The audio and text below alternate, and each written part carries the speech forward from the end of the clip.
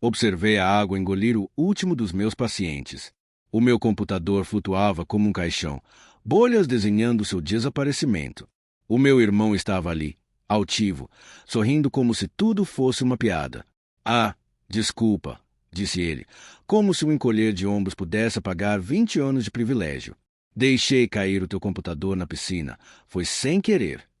Eu não tremi, não discuti. O meu pai, sempre o facilitador, acenou com a mão. Foi só um acidente. As palavras passaram por ele como fumo.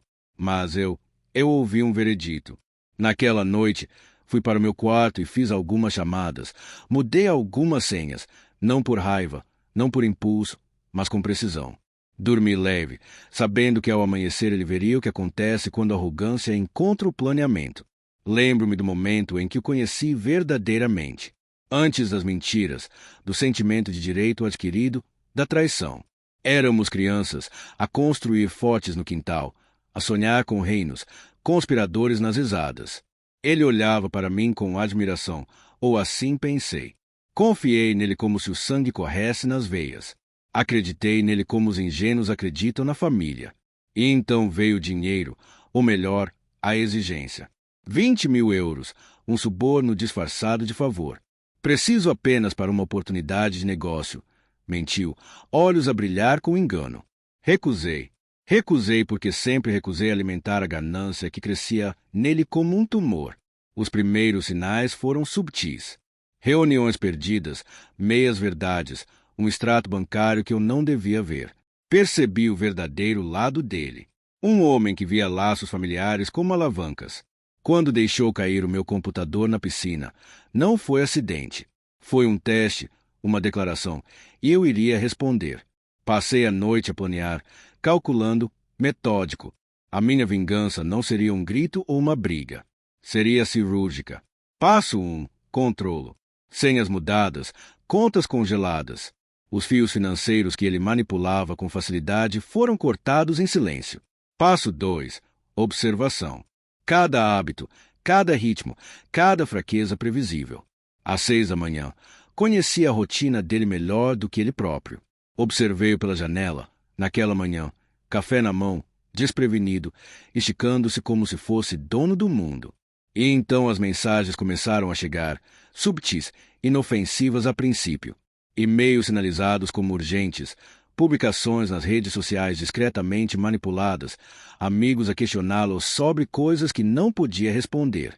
Lentamente, um padrão surgiu, que ele não conseguiu traçar até mim, e começou a entrar em pânico. Não sorri. Ainda não. Ver o seu desconforto, a partir da segurança da preparação, era satisfação suficiente. Cada alerta, cada login falhado, cada pergunta sussurrada sobre as contas congeladas corroía o deixei que a tensão crescesse. A antecipação é uma arma mais afiada que qualquer lâmina. Perto do meio da manhã, apareceram as primeiras fissuras. Ele telefonou ao meu pai, desesperado. O meu pai, previsivelmente, riu. Deve ser um engano, disse. O meu irmão desligou. A confiança derreter mais rápido que gelo ao sol. Próximo passo, exposição. Alguns empurrões cuidadosos, algumas mensagens bem colocadas, e as pessoas em quem ele confiava começaram a duvidar dele. Aliados, amigos, aqueles de quem pediu favores, aqueles que manipulou durante anos. Todos se afastaram, um a um, olhos desconfiados, vozes cautelosas. Observei com um desapego cirúrgico. O clímax chegou silenciosamente. Ele não esperava que eu estivesse às 6h15, observando abrir o e-mail. Não esperava mudança sutil no mundo que pensava controlar. Contratos que tentava assinar, investimentos planeados, tudo desmoronou sob o peso de contas congeladas, permissões revogadas. O império de conveniências dele ruiu silenciosamente, mas eu via tremores nas mãos, o apertar do maxilar. Finalmente falei, mas apenas uma vez, suavemente, deliberadamente. Lembra-te da piscina. Ele congelou. Reconhecimento iluminou os seus olhos. Primeiro confusão, depois horror. Percebeu tarde demais que a arrogância o cegara. Não gritei, não gesticulei, não precisava. A mensagem estava clara.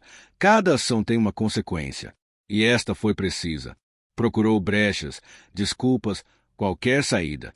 Não havia. Chamadas sem resposta, e-mails devolvidos. O mundo que acreditava possuir já não lhe obedecia. E eu mantive-me calmo, uma sombra ao fundo, deixando lidar com o caos que não podia controlar. Quando finalmente afundou-se na derrota, a devastação silenciosa no seu rosto foi a minha vitória. Não vingança por vingança, não por orgulho, não por raiva, mas por justiça. Calculada, cirúrgica, inegável. Observei-o tropeçar ao longo do dia, humilhado pela invisibilidade súbita que surge quando o privilégio é retirado. Não podia comprar a saída. Não podia encantar a saída. Não tinha ninguém para manipular, nenhum sistema para explorar. Apenas as consequências das suas escolhas entregues com a precisão de quem nunca esqueceu a sensação da traição. Ao cair da noite, voltou a telefonar. O tom era diferente, menos arrogância, mais medo. Respondi uma vez, calmamente, com firmeza. Quis o meu dinheiro. Perdeste a tua alavanca. Não me obrigues a explicar o resto. Desliguei e recostei-me, sentindo a calma após a tempestade. Alívio? Sim. Satisfação absoluta, mas sem gabar-se. Vingança não é espetáculo. É equilíbrio. Ensinar o custo de subestimarem-te. O custo de assumir que a lealdade é moeda a gastar sem cuidado. Naquela noite dormi como um homem que cumpriu seu dever. A tensão, a antecipação, a orquestra silenciosa da ruína, tudo ficou para trás. O meu irmão aprendeu a lição. Talvez tarde, talvez dolorosamente, mas eu permaneci intacto, inabalável. E nisso havia um poder sutil, inegável. Percebi então que a vingança não é crueldade, é precisão. É ensinar uma lição inevitável, inegável e irreversível. E enquanto ele permanecia acordado, a perguntar-se qual passo destruiu primeiro, eu sentia apenas uma tranquila satisfação. Não celebrei. Não esfreguei na cara. Simplesmente deixei que entendesse o que eu já sabia. Traição tem preço.